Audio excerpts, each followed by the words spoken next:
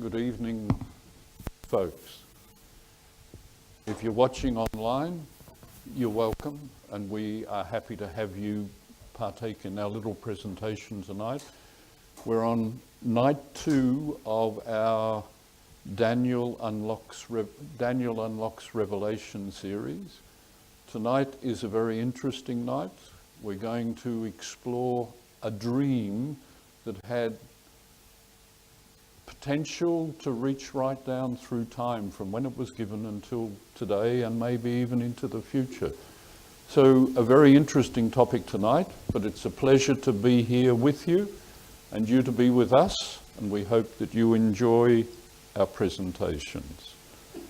A little bit about myself. I have been interested in Bible prophecy for more than 30 years. And over that time, we have spent a lot of study in the books of Daniel and Revelation. And that study was beneficial, but it never really gave the answers that we wanted until I was shown that the key to understanding prophecy is let the Bible explain itself. So the basis of these presentations that we're sharing with you each Wednesday night at this time is that we will let Scripture explain Scripture. The Bible will tell us what the symbols, what the meanings are within the prophecy, so that we're not making guesses as to what it means. The Bible is telling us what it means. And tonight's presentation about the dream is one of those that is, in particular, very important to let the Bible explain what it is actually telling us. So, tonight we're going to have Daniel Unlocks Revelation chapter 2, and the theme of tonight's presentation is God reveals himself to Nebuchadnezzar. Nebuchadnezzar was a king, and God revealed himself to Nebuchadnezzar directly. He was a pagan king. But let's go back now. Remember last week we told you that we would start each week with the timeline.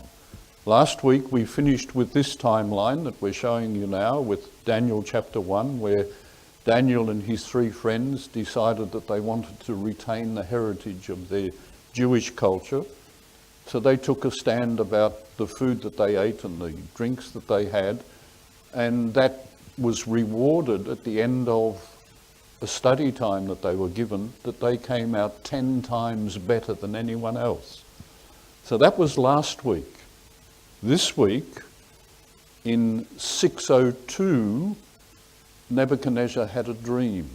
And I've put the image of the statue up on the screen so that you can see the main theme of the dream, and that's what we're going to be talking about tonight.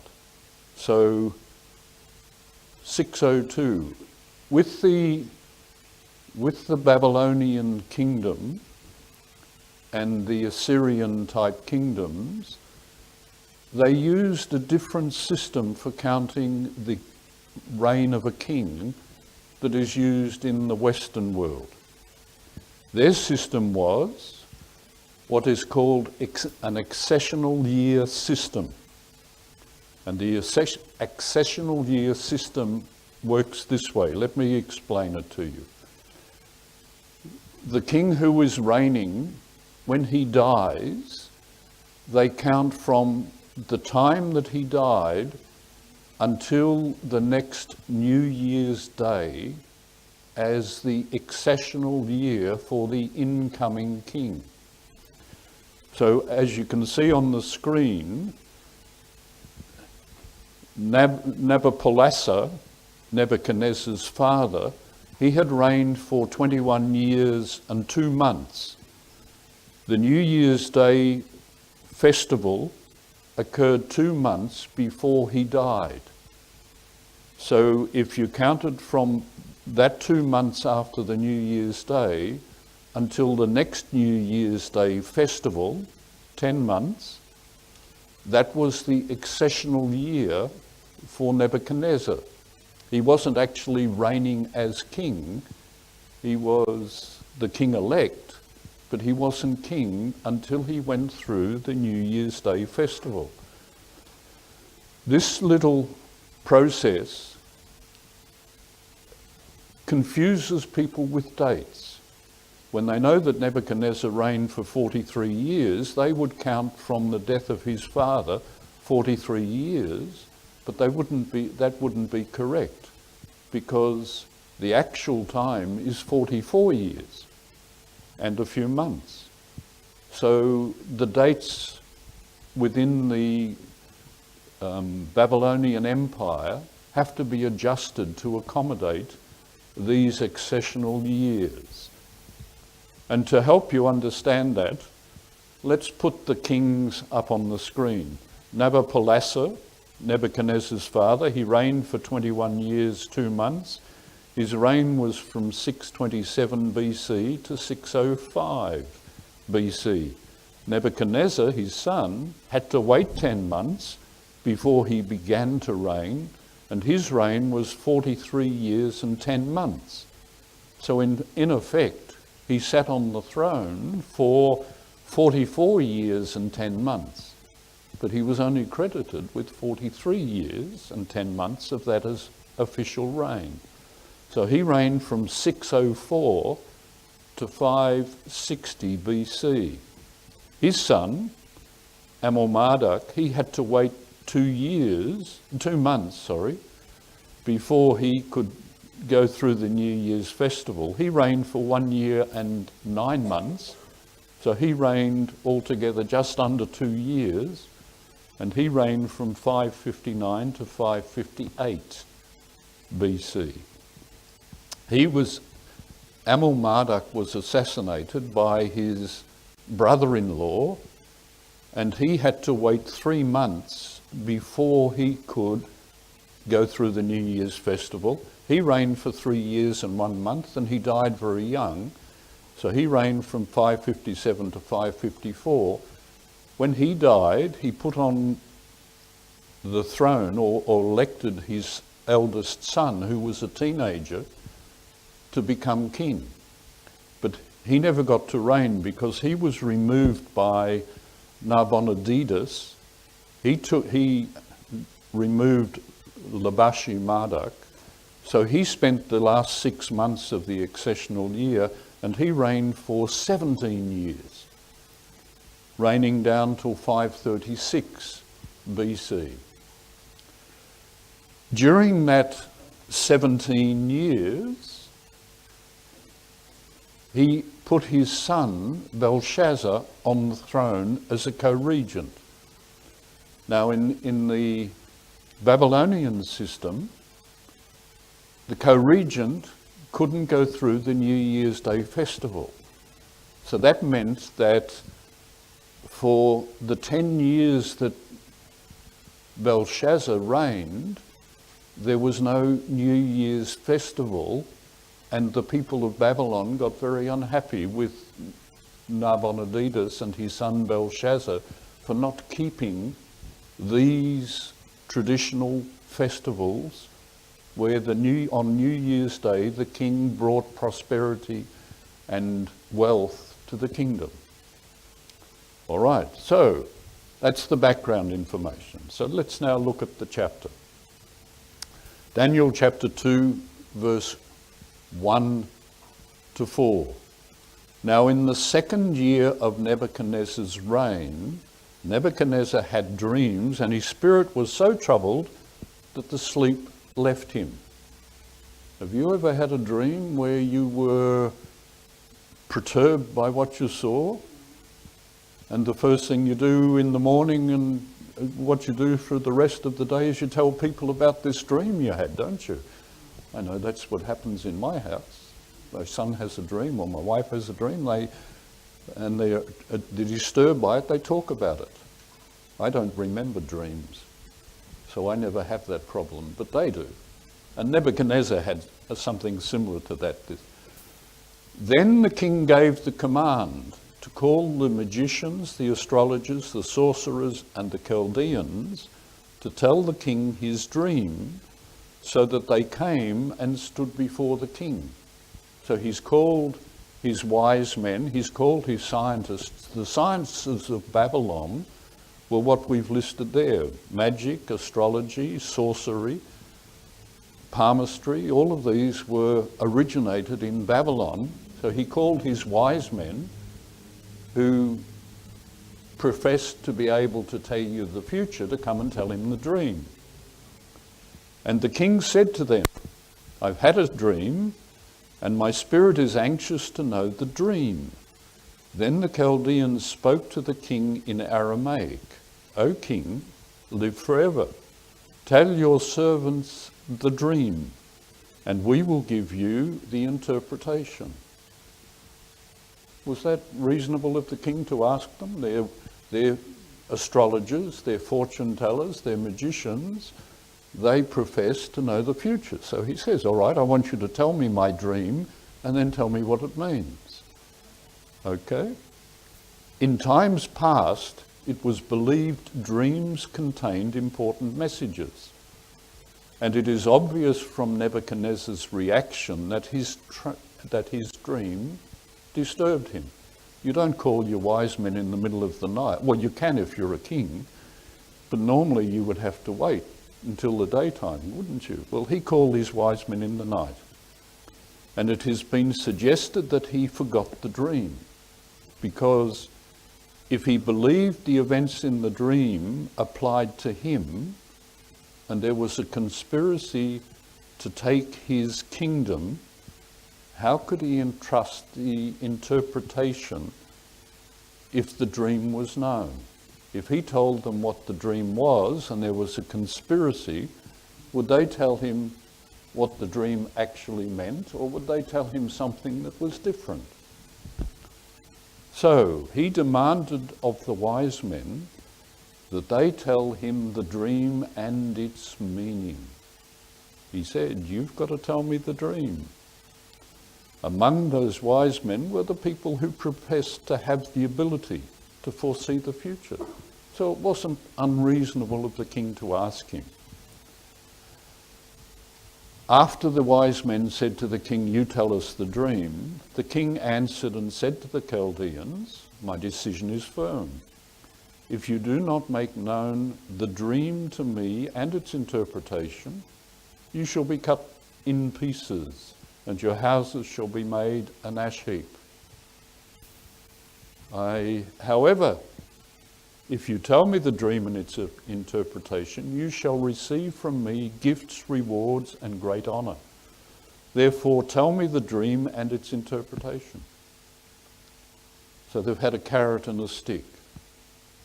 The carrot was, I'll give you great rewards, and the stick was, I'll cut you in pieces and destroy your house and your family. Okay. They answered again and said, now with that sort of threat hanging over your head, how would you react? See you later. But they couldn't run away because they were the wise men and he had summoned them. So they answered, let the king tell his servants the dream and we will give its interpretation. Now I've emphasised that the king was using a carrot and a stick. But the wise men couldn't calm down the king. Do you think that if you were a wise man who read the star, the position of the stars and things like that, you could tell somebody the dream that they'd had? I don't think from our perspective, they couldn't tell him, could they? They answered again and said, let the king tell his servants the dream, and we will give its interpretation. They held firm to what they were responding to what he was asking. The king answered and said, I know for certain that you would gain time, because you see that my decision is firm. If you do not make known the dream to me, there is only one decree for you. For you have agreed to speak lying and corrupt words before me till the time has changed. Therefore tell me the dream, and I shall know that you can give me its interpretation. So he had to actually know the dream, didn't he? Because if they told him something else and he had forgotten it, then he would have to accept what they told him. But he was saying, no, you tell me what it is, and then I'll know that you can tell me what it means. That was the issue confronting the wise men. So what was their reaction? Well, the Chaldeans answered the king and said, there is not a man on earth who can tell the king's matter. Therefore, no king, lord, or ruler has ever asked such a thing of any magician, astrologer, or Chaldean. It is a difficult thing that the king requests, and there is no other who can tell it to the king except the gods, whose dwelling place is not with flesh. So they're saying, none of us can do this, king. There's not a man that can do this. You have to ask the gods. But they were the people that asked the gods. So they knew that if they asked their gods, they weren't going to get an answer. Okay? Let's emphasize again. They said, not a man on earth. Not a man on earth. For this reason, the king was very angry and very furious, and gave the command to destroy all the wise men of Babylon. So the decree went out, and they began killing the wise men. He was serious, wasn't he? He was deadly serious, to use the pun. And they sought Daniel and his companions to kill them. For Daniel and his 3 friends to be included in the decree, what would you assume Daniel and his 3 friends were? Were they students, or had they qualified to be wise men? The decree says, kill all the wise men. It doesn't say kill the students, it says kill all the wise men. So for them to be included, they have to be wise men. Now you will remember, as we started this is the 2nd year of Nebuchadnezzar's reign. So if you were with us last week, you'll know that Daniel and his 3 friends were trained for 3 years before they stood before the king. So we've got this dilemma of 3 years training and the dream happening in the 2nd year. And Daniel and his friends are to be killed with the other wise men. So how does that work? Well, there is the generally accepted belief that Daniel and his friends had completed the 3 years. Most theologians, most students of Scripture say, well, their training was finished when this happened. Is this possible? As it's only Nebuchadnezzar's 2nd year. So let's go back to that accessional year chart that I showed you in a few slides ago. Nabonidus, Nebuchadnezzar's father, died 2 years into his reign of that particular year, 605. So he died 2 months into the reign. That left 10 months. So there were 10 months between when he died and when Nebuchadnezzar acceded to the throne.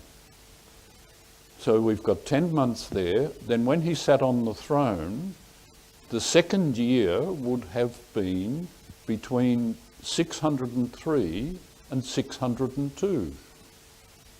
So when we look at the chart, you will see that if the training each year was for a set period of time, then if the time was short enough, you could fit that time in those 3 years, and the dream could still happen in the 2nd year.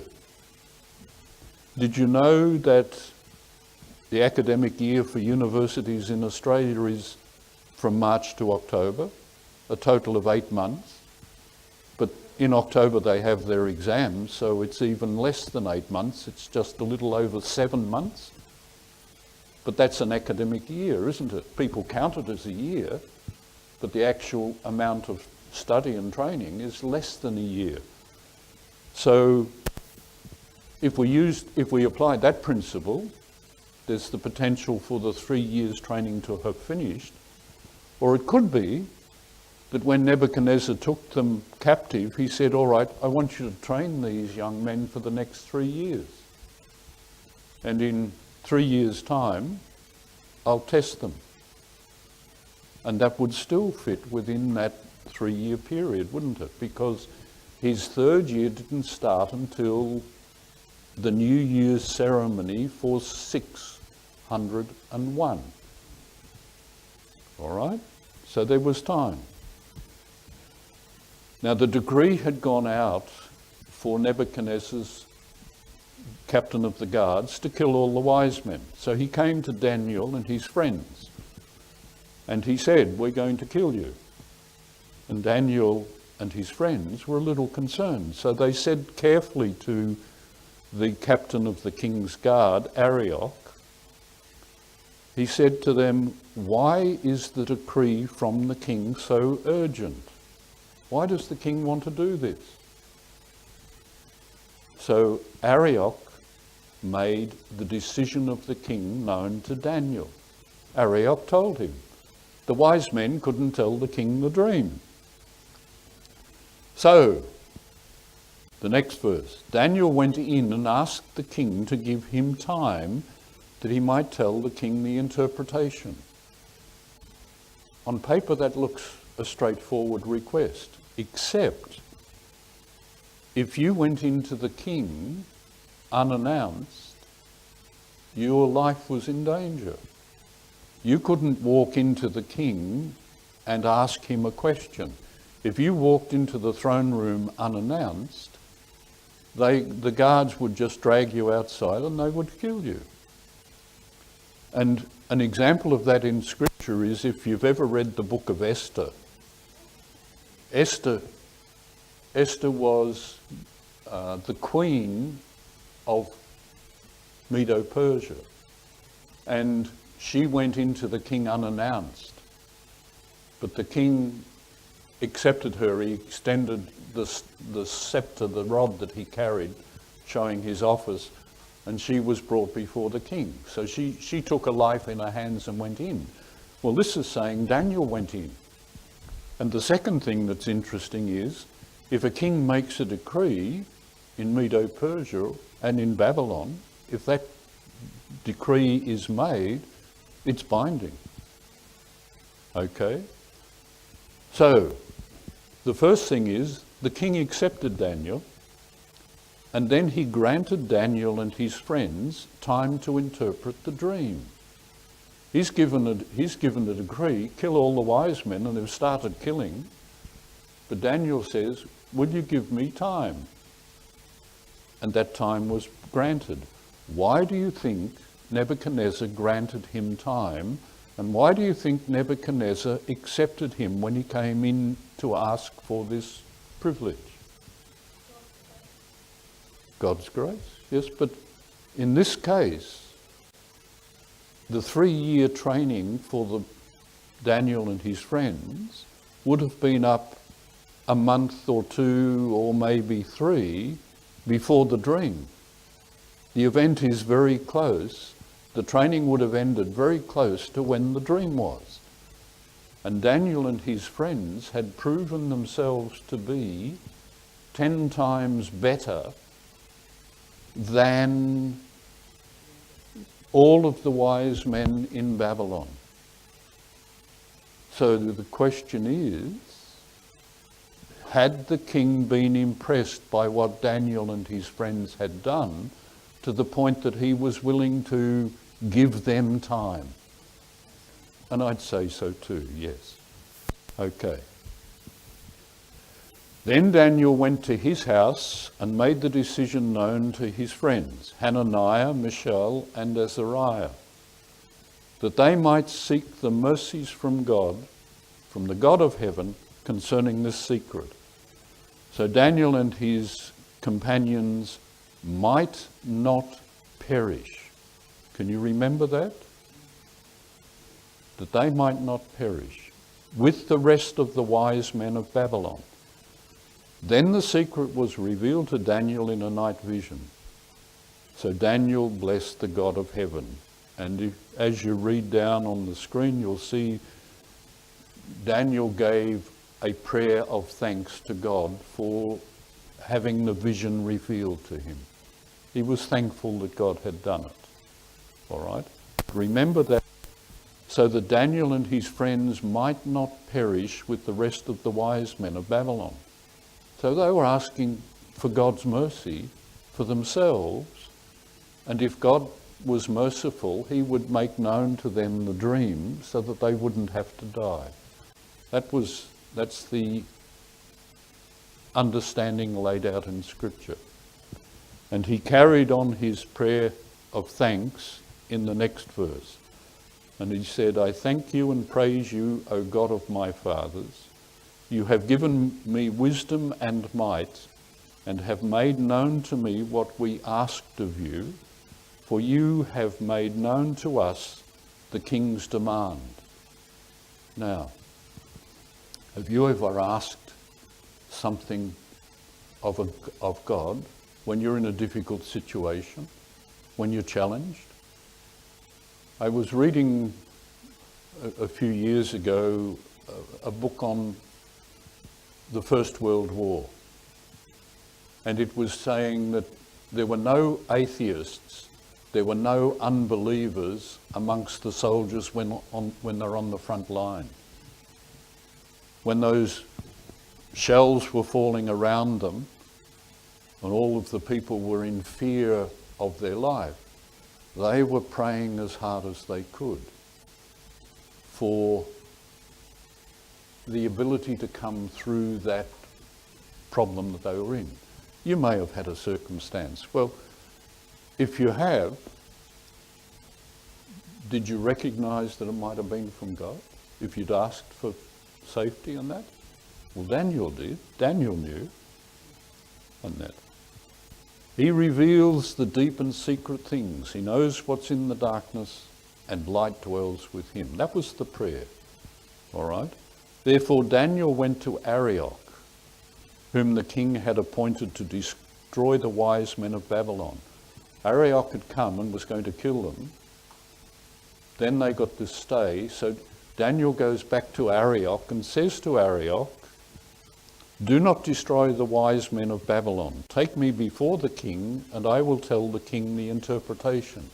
So now he's going through the proper channels, isn't he? But he said to Arioch, don't continue killing the wise men. Stop that, because I can answer the king the problems he had.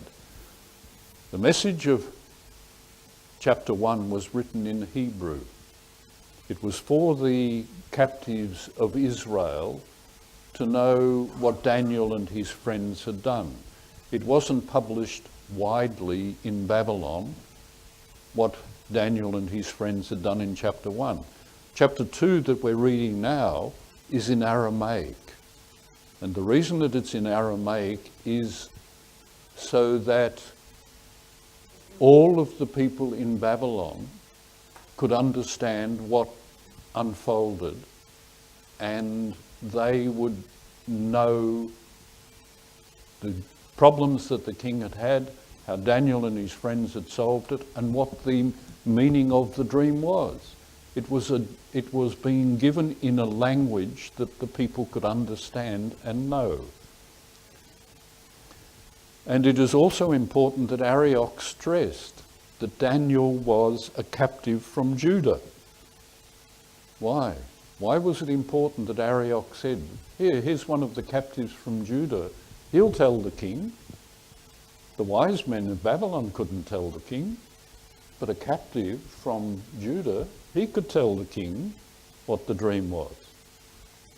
Didn't that sort of say something about the God that they had and the gods that Babylon had?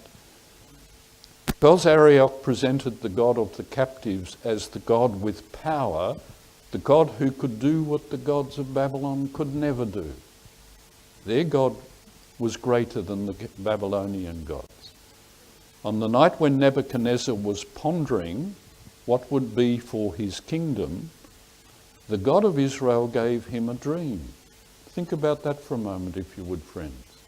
Here's a pagan king who has taken the children of Israel captive, and the God of Israel comes and gives the Babylonian king a dream.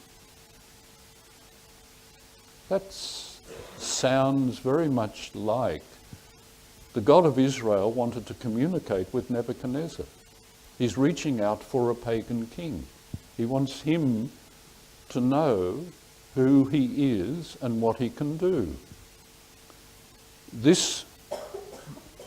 He gave Nebuchadnezzar a vision of the future, and it was nothing like any other pagan king had ever been given in the past, and probably not in the future either.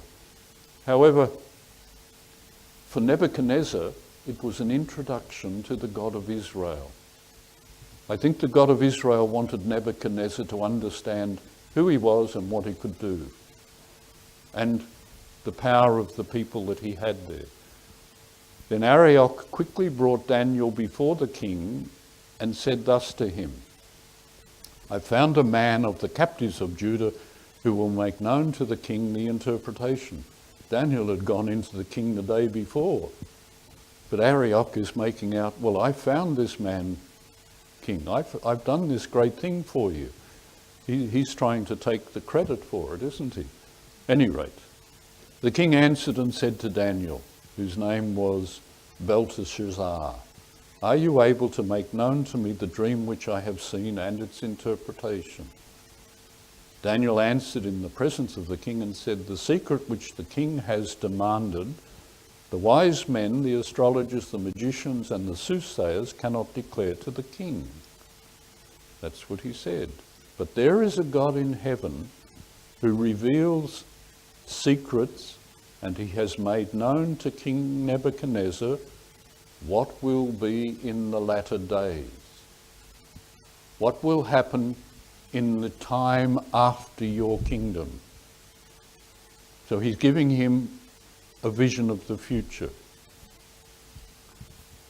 Your dream and the vision of the visions of your head upon your bed were these. As for you, O king, thoughts came to your mind while on your bed about what would come to pass after this.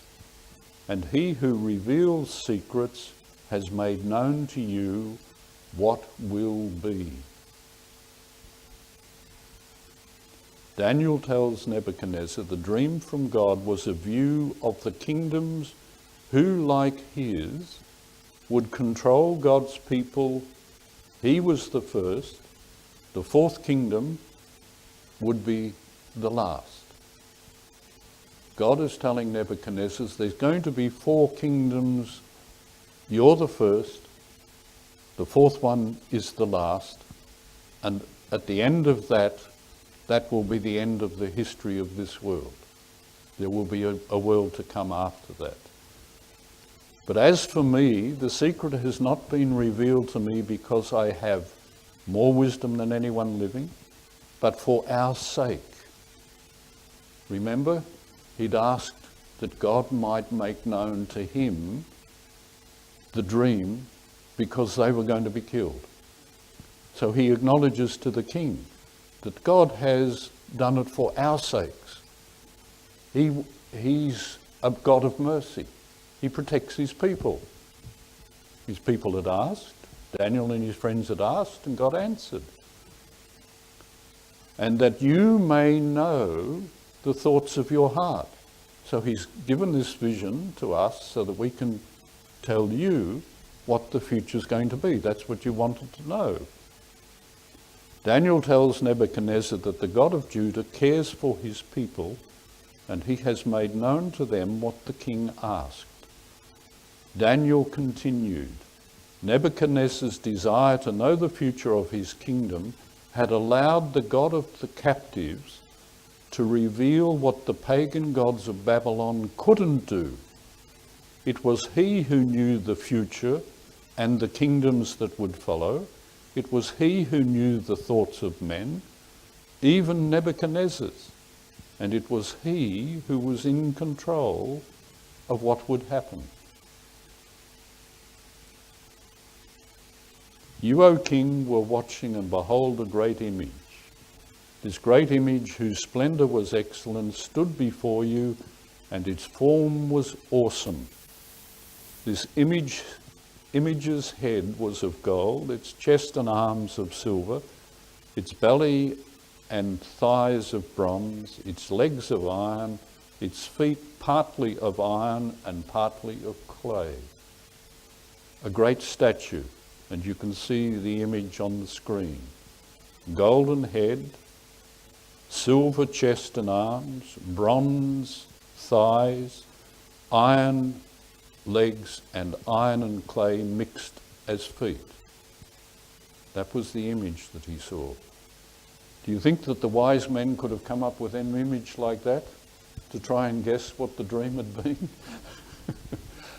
Not at all, could it? But why gold, silver, bronze, iron, and then iron and clay? When we have symbols in prophecy, the symbols represent something. They have a meaning.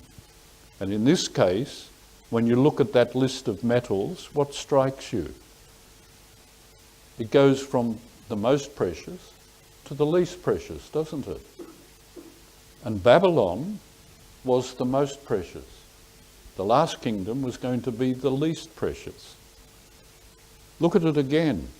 The strength of the metals is the reverse of the preciousness. Gold is the softest, iron is the hardest. Silver is harder than gold, but not as strong as bronze. So you've got a listing of metals that are from the precious to the least precious, but you've got also metals that go from the softest to the hardest. And when you get to that last one, which is the hardest, its final stage is it's mixed with clay. So it loses a great deal of its strength. So it was the hardest, but it becomes not so hard at the end. These metals are presented as symbols. But these symbols are telling you that the kingdoms are going to move from the most spiritual to the least spiritual. That's another. We're looking at multiple understandings of these metals. And that will become obvious as we proceed with these presentations. So Daniel continues to explain the vision. You watched while a stone was cut out without hands, which struck the image on its feet of iron and clay and broke them in pieces. Then the iron, the clay, the bronze and silver and the gold were crushed together and became like chaff from the summer's threshing floors, and the wind carried them away so that no trace of them was left or was found. And the stone which struck the image became a great mountain and filled the whole earth. That last phrase is very interesting. In ancient times, there were many beliefs, and one of the beliefs was there was going to be a navel stone. A navel stone was the stone from which the earth was going to grow. But once it had grown, they also continued the belief that there was going to be a coming navel stone, and they call it an omphalos, that would strike the earth or would be on the earth, and from that stone or that point, the earth would grow and expand and become a great kingdom. And wherever that stone was, in whichever kingdom it was, that meant that kingdom would become the greatest empire in all of the world. So every nation, every kingdom that believed in the navel stone wanted to have the navel stone in their kingdom because they wanted their kingdom to be the biggest. And the one that we're showing you comes from the Temple of Delphi in Greece. The Greeks had their navel stone, the Babylonians had their navel stone. All of the kingdoms around Israel had their navel stones, but Israel didn't have a navel stone as such. But the prophecy talks about a stone which would come and destroy the statue, and that stone would become a great kingdom. So similar sorts of beliefs, but a little different. This is the dream. Now we will tell the interpretation before the king. So he's told him what the dream was. Now he tells him what it means. You, O king, are a king of kings. For the God of heaven has given you a kingdom, power, strength, and glory. And wherever the children of men dwell, or the beasts of the field and the birds of heaven, he has given them into your hand and has made you ruler over them all.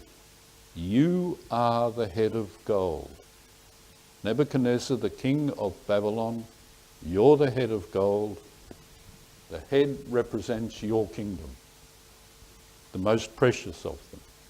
But who has given Nebuchadnezzar that kingship? The God of heaven has given it to him. You are the head of gold. Daniel told Nebuchadnezzar it was the God of heaven who had given him his kingdom and everything in it. Nebuchadnezzar was the god of a pagan kingdom, so he didn't believe in the gods of Israel. His god was Marduk. One of the 60 gods of Babylon was Marduk, and Nebuchadnezzar had made Marduk the god of Babylon. So he wouldn't be too comfortable at this stage with the term that the Israeli God has given you this kingdom, because he would say, no, Marduk has given me this kingdom. All right, let's continue. After you shall arise another kingdom inferior to yours. So yours is the greatest kingdom, and one that follows you is not as great. And then this sequence tells Nebuchadnezzar the kingdom he has been given is greater than those which will follow. That was the reason for the gold, silver, bronze and iron, the reducing preciousness of the metals. Yours is the best, the greatest kingdom. The ones that come after are going to deteriorate. Each will be less than the one before it. The belly and thighs of bronze, then another kingdom, a third kingdom of bronze, shall rule over the earth, all the earth, it said there. And then we continue, the legs of iron, and the fourth kingdom shall be as strong as iron, inasmuch as iron breaks in pieces and shatters everything. And like iron that crushes, that kingdom will break in pieces and crush all others. Remember, gold for the head, the most precious, iron for the fourth kingdom, the least precious, but iron is a kingdom that smashes and destroys, whereas Babylon wasn't rated in the same way as the iron. God is telling Nebuchadnezzar something. He's telling the children of Israel. Whereas you saw the feet and toes partly of potter's clay and partly of iron, the kingdom shall be divided, yet the strength of the iron shall be in it. Just as you saw the iron mixed with ceramic clay, and as the toes of the feet are partly of iron and partly of clay, so the kingdom will be partly strong and partly fragile. The iron kingdom is going to lose a lot of its strength, but it doesn't lose it all. It's a mixture of frailty and strength. It isn't as strong as the kingdom when it began, but it still retains the characteristics of iron in it. That's what they're being told. Question: why a statue of a man? Why did Nebuchadnezzar see a statue in the image of a man? That's the first question. Well, a statue was a single figure of a living being of various body parts. Nebuchadnezzar was described as the head. That was a single figure, and all of the parts were connected. So Nebuchadnezzar's the head. After him's to follow the arms and chest. From the arms and chest you go to the belly and the thighs, and from the belly and the thighs you go to the legs and the feet. So it is, the kingdom is being described as a continuous living organism. It's not four separate kingdoms. The kingdoms are going to be bound together. There's going to be a likeness. They're going to be all connected together. That's what the image is telling Nebuchadnezzar, and Daniel is explaining it. If you have a living creature, what is the most important part of that living creature? Would it be the head, where the brain is? The brain controls the functions. Could it be that this image, with Nebuchadnezzar's kingdom as the head, aspects of that kingdom were going to be continued down through the three kingdoms to follow?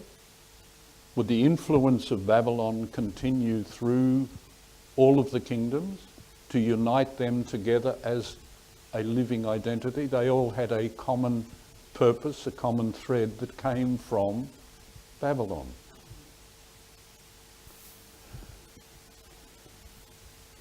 From an earthly, a worldly perspective, what was Nebuchadnezzar's achievement? What had Nebuchadnezzar done? Well, he was the king of pagan Babylon, and he was the first, after they had established themselves as a nation, to come and take Babylon captive. Come and take Israel captive. I'm getting too familiar with Babylon, aren't I? All right, so he's taken God's people into captivity. Because Nebuchadnezzar was the head, the kingdoms that follow have a common function. They're all expansionist empires that in turn would adopt the pagan worship of Babylon, and they would control and hold captive God's people. We know from history, Babylon was the first to conquer God's people. The kingdom that followed it continued to control God's people.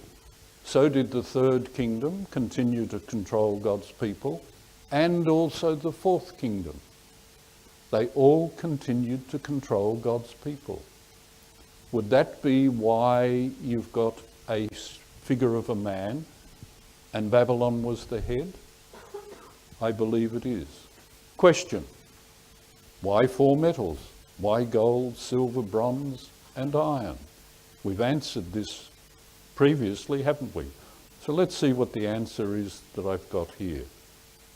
Gold in Bible times was the most precious, or was more precious than silver. Bronze was more precious than iron, but not as precious as silver. If you had an obedient relationship with God, you were described as a special treasure to him. This is what the Bible says. If you will indeed obey my voice and keep my covenant, then you shall be a special treasure to me above all people. We know in chapter 1 that Nebuchadnezzar was brought down to Jerusalem and took Jerusalem captive, Israel captive, under God's direction. God brought the king of the north down to Jerusalem to punish the children of Israel. So God was giving Israel an example that they had gone beyond what they should have done. They had turned their back on him and he was going to punish them. The captivity in Babylon was for a certain period of time. God said, you'll be captive for this period of time. Then you'll go back to your country. So God was in control and it was God's people that were being punished. And the gold represents that aspect in the statue. But as you go down the statue, the metals become less precious. Silver, they were probably harsher on Israel than the Babylonians. The Greeks took their spirituality of Babylon further from God, and the Iron Kingdom totally destroyed or tried to destroy the spirituality of Israel. Oh, I pushed the wrong button, folks. I'm sorry. Let me fix this.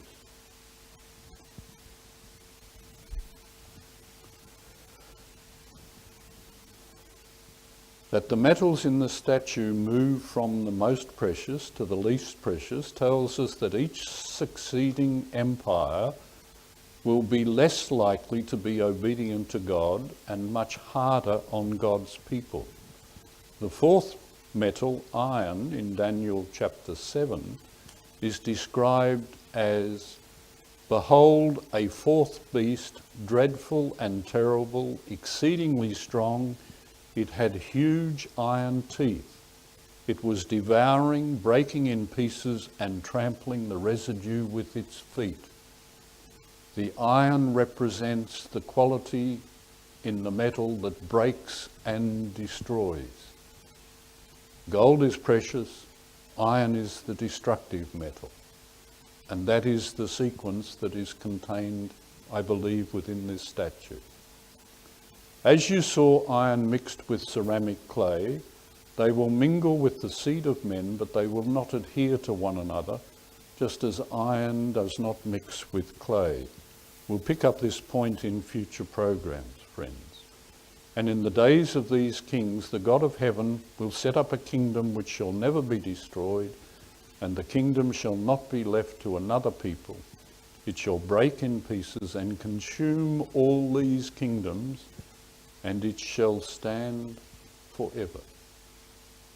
So God is saying, after the kingdom of iron and clay, there will be a kingdom that comes which will not have the characteristics of those four kingdoms, but it will be a kingdom that lasts forever. Inasmuch as you saw that the stone was cut out of the mountain without hands, and that it broke in pieces the iron, the bronze, the clay, and the silver, and the gold, the great God has made known to the king what will come to pass after this. The dream is certain, and its interpretation is sure. We have on the screen an image of a very young Nebuchadnezzar. It's an image from a coin from the time of Nebuchadnezzar's kingdom. Then King Nebuchadnezzar fell on his face, prostrate before Daniel, and commanded that they should present an offering and an incense to him. The king answered Daniel and said, truly your God is the God of gods, the Lord of kings, and a revealer of secrets, since you could reveal this secret. No man on earth, said the magicians, the soothsayers, the Chaldeans. Yet Daniel came and answered the king. They said, no man on earth can tell you this. You've got to talk to the gods themselves. Well, here was a man that could talk to the gods. And that God, the God of Israel, had given Nebuchadnezzar a vision to tell him what the future was. Then the king promoted Daniel and gave him many great gifts, and he made him ruler over the whole province of Babylon and chief administrator over all the wise men of Babylon. Here's a teenage youth, probably a teenage youth, who has gone through 3 years of training and just completed it. He was going to be killed with all of the wise men. Now he has been promoted to be the head of all the wise men and the administrator over all of them. So how did Daniel respond to that? This becomes important in our next presentation. Also, Daniel petitioned the king, and he set Shadrach, Meshach, and Abednego over the affairs of the province of Babylon, but Daniel sat in the king's gate. To sit in the king's gate meant that if somebody had a problem and they wanted an answer from the king, they would go to the man that sat in the king's gate and they would tell the problem to him. If he could answer it, he would. If he couldn't, he would take the problem to the king, and the king would give his answer. So Daniel became the right-hand man, the advisor to the king. The affairs of Babylon were in the hands of Shadrach, Meshach, and Abednego. Important in our next presentation. Quiz. I'm going to give you a quiz. All right, let's see how you go. What does it mean to have an accessional year in Babylon? What was an accessional year? Does anyone know? Nobody can tell me that it was the time between when a king died and the next king was enthroned on the New Year's Day? Nobody can tell me that? Oh, I'm sure you could have. Why the wise men of Babylon could not explain the king's dream? Why couldn't these wise men tell the king what the dream was? They didn't have a connection with God or the wisdom of God, did they? No. Okay. How many empires were to follow Nebuchadnezzar's? 3. 3, yes. Those who say 3, you get the gifts. Those that said 4, try again next time. And the last one. What is the most important point that you take from this story? Is there a point in this story for you? Is there an issue that... God is in control. That was the message in chapter 1, wasn't it? Yes.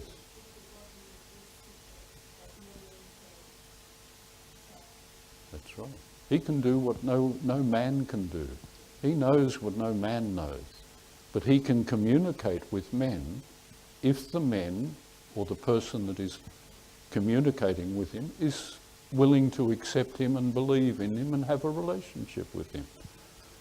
Next week, Daniel chapter 3, the statue on the plain of Dura.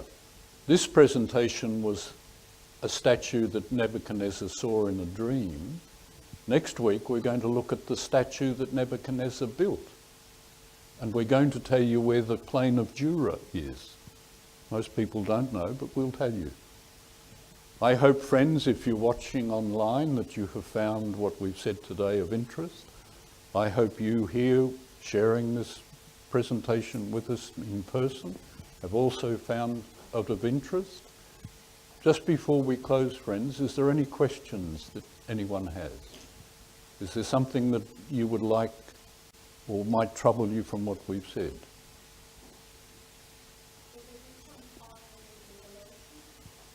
You're asking me, will there be some tie-in with Revelation? Yes.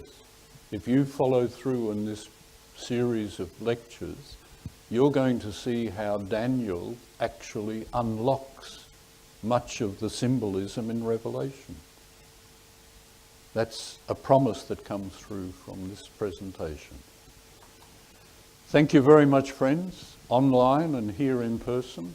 We hope to see you same time, same place next week, and I hope you've enjoyed tonight. Thank you very much. Oh, one thing. I'm going to ask next week, we have here in the audience a handout showing all of the slides and the information on the slides.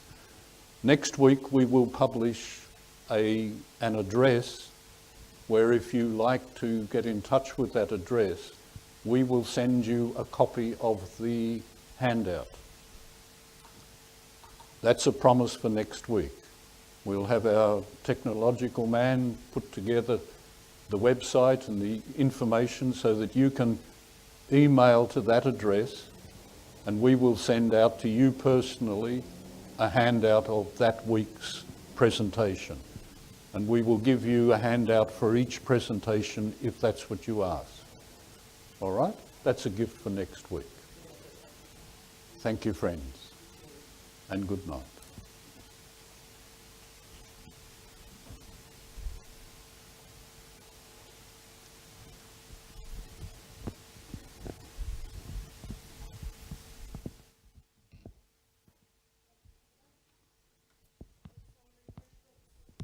Welcome, dear. Welcome. Hi, Dan. Very good, my friend. Did that make any sense to you today?